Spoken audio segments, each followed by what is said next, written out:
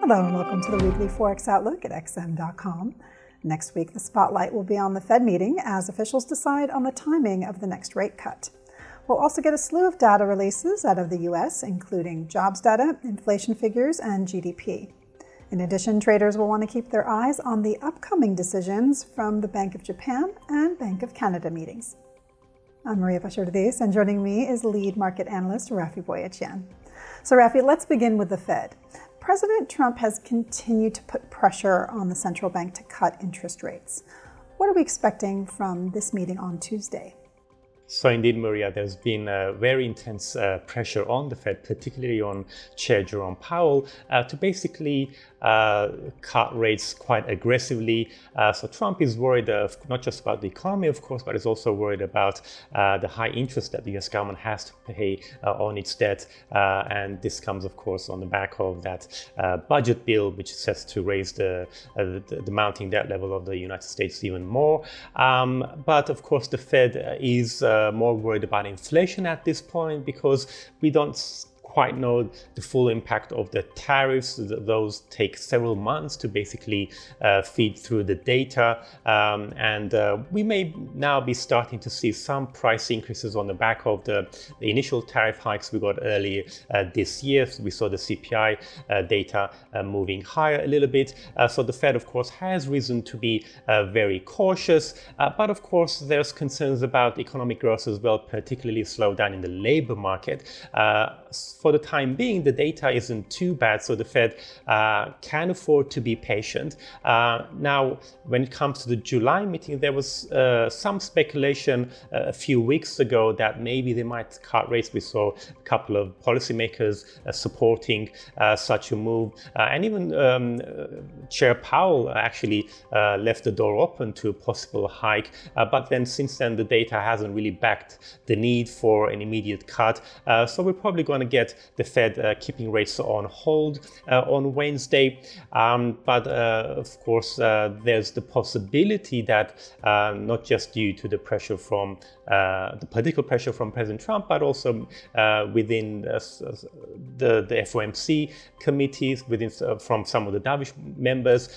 So to try to find some kind of a balancing act, it's quite possible that Powell might strike a slightly more dovish tone and potentially pave the way for a rate cut in September. Now, of course, September is pretty much the timeline that most FOMC participants had been signaling, had been focused on, and we are now, getting more trade deals, and this potentially makes it less likely that we're going to get further tariff increases. So if we get maybe tariff increase from between 10 to 20%, that should keep the inflation effect to a minimum. It will be one-off effect, and the Fed may feel quite, at least a little bit more confident to potentially pave the way for a rate cut at the September. But of course, whether this is going to be a slight dovish tilt or, explicitly flagging a rate cut in September, that remains to be seen, and that will potentially what's going to decide the reaction in the US dollar. Now, regarding the upcoming US data, a great deal is coming out next week, including the NFP and PCE inflation figures, as well as the advanced GDP report. How might this data be important for the Fed's rate path and the dollar? Right, so to make things even more complicated for the Fed, we are getting a whole bunch of data releases. The two of the most important ones are actually going to come after the FOMC decision. So that might make things a little bit more tricky for Powell. On Wednesday, we're going to get the advanced GDP report, where we're expecting to see a decent rebound in the second quarter. The first quarter, of course, growth was dragged lower by surge in imports, where businesses rushed to basically getting their imports before the new tariffs kicked in. So we're going to see basically a natural rebound in the second quarter. Then, of course, on Thursday, we're going to get the PCE inflation data, where we might see a slight pickup. although the pickup is more likely to be in the headline figure rather than in the core figure. But nevertheless, any upside surprises here, which when we're talking about the PCE inflation, that's more important for the Fed, that might potentially be more important than the Fed decision itself. And the same can be said for Friday's jobs numbers. Up until now, we've kind of been expecting some slowdown in jobs growth. We haven't yet seen that. It's been a more sort of a normal slowdown, shall we say, given the state of the economy rather than anything worrisome. And we're going to get maybe a slight more notable slowdown for the month of July. A figure just above 100,000 is expected in terms of non-farm payrolls increase. Unemployment rate might tick up a little bit, but again, the markets are probably going to be quite sensitive to any surprises either way, because when we're looking at September, the probability for a rate cut, it's not fully priced in, and markets are unsure whether the Fed will indeed cut rates in September. So I think everything we're going to be getting in the coming week, I think might provide, it's going to provide more clarity one way or another. Turning to the other upcoming central bank meetings now, what do you think we will hear from the Bank of Japan and the Bank of Canada?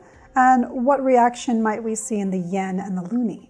So the Bank of Japan, I think this comes at a very critical point, because we just got that trade announcement between the US and Japan. Now, of course, this isn't all good for Japan, because they're in a worse spot than they were at the start of the trade war. However, it's a better trade deal than the tariffs that President Trump was threatening on Japan if there wasn't going to be any deal. So there might be some hit to the economy, but nevertheless, if you factor in the fact that at least this removes the uncertainty for Japanese businesses, particularly for exporters, where, of course, the US is a very important market. I think the Bank of Japan might feel a little bit more comfortable in terms of signaling more strongly the possibility of another rate hike later in the year. And we've seen already market expectations being ratcheted up. So there's a good chance we're going to get a rate cut by a rate increase by December. Now, the other thing we should watch out for the BoJ is their quarterly forecast, where if we see an upward revision to inflation forecast, I think that's going to further underscore the possibility of a rate hike later this year. And that's obviously is going to be quite beneficial for the yen, which had been struggling during this turbulent period where we've had all this negative trade headlines. Now, for the BoC, I think there's not much they can do at this point, because the Bank of Canada has already cut rates quite aggressively. So they probably want to save a little bit of a firepower going forward. But of course, more importantly for the BoC, we've seen a bit of a pickup in underlying inflation, and they're probably going to want to see underlying inflation peaking. At least they want to be confident that it is peaking before they resume their rate cuts. And of course, we don't have a trade deal between the Canada and the US. Of course, we still have the USMCA in place, but that doesn't cover all goods. And Trump has said that Canada might face 35% tariffs if there's no deal by August the 1st deadline. So if there's no deal over the coming days, I think the Bank of Canada is going to maintain the cautiously dovish tone. And so any reaction in the Canadian dollar is probably going to be limited, unless, of course, we get some kind of a surprise trade deal, which would be quite positive for the loonie. And finally, preliminary GDP estimates out of the Eurozone for the second quarter are due on Wednesday, followed by flash CPI numbers for July on Friday. Will the euro benefit from any of this data? So we're probably not going to see a huge reaction in the euro. One reason being we just got the ECB meeting. As expected, they kept rates on hold. And also markets are pretty certain they're going to stay on hold at the next meeting as well. Now, we may get a rate cut at maybe the October or December meetings, but it's also possible we might not get a rate cut at all. And that's not going to come down to the data, at least not next week's data. It's going to come down to whether or not the EU and the US finally reach some kind of a trade deal. Now, hopes are high on the back of the Japan deal, but still no announcement yet.